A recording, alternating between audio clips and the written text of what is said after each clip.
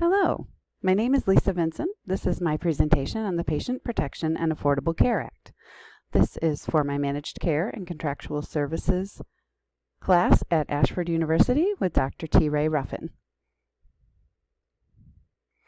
The Patient Protection and Affordable Care Act is a law designed to achieve nearly universal health care insurance coverage in the United States. The law, passed in 2010, is the most extensive healthcare law since Medicare and Medicaid were enacted in 1965.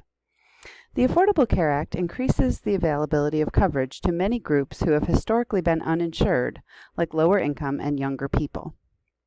This complex law aimed to increase healthcare coverage by raising the income thresholds for Medicaid, offering subsidies for lower income consumers through the health insurance marketplace, imposing a penalty for those who did not get coverage, and allowing young adults to stay on their parents' insurance until age 26.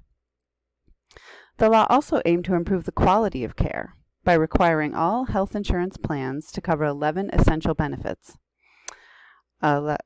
requiring all preventative care to be covered with no cost sharing, and increasing the use of value-based purchasing with managed care plans. The Affordable Care Act has had an impact on almost everyone in the United States in some way. Arguably, the biggest impact for individuals is the knowledge that if they lose their job, they will still be able to find affordable health insurance regardless of any pre-existing conditions. Since the Affordable Care Act was implemented, 12 million people became eligible for Medicaid. 10.7 million people are enrolled in Marketplace individual plans, and 9.2 million of them can receive some level of subsidy on their premium.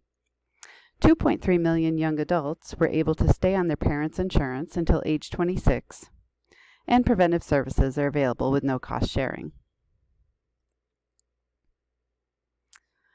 When the Affordable Care Act was first implemented, many large employers expected to stop providing health insurance to their employees, expecting them to get their coverage on the exchanges created by the Affordable Care Act. Because both the employee and employer would give up tax benefits to access their health insurance on the exchanges, employers continued offering coverage. Employers have been interested in value-based payment structures for their employee plans. The Affordable Care Act includes requirements to transition to more value-based payments, so employers and the law are aligned. Employers face more tracking and reporting of employee data under the Affordable Care Act, including full-time and part-time hours for employees. The Affordable Care Act imposes many new regulations on payers. There is guaranteed issue to employers and individuals. No one can be turned away.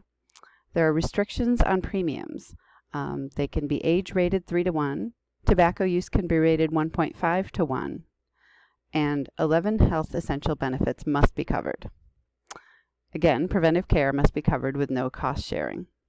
These new regulations made premiums calculations difficult for payers, especially when the Affordable Care Act was first implemented. Payers were faced with new patient populations to cover and new benefits they had to provide, without any actuarial experience with these regulations. Payers lost money in the first year these regulations were effective, at an average of $23 per member per month. However, these losses were offset by reinsurance payments for high-risk patients that were higher than estimated by the payers. The reinsurance payments were designed to stabilize the market, and they worked as intended, minimizing insurers' losses. Thank you for listening to my presentation. Here are the references.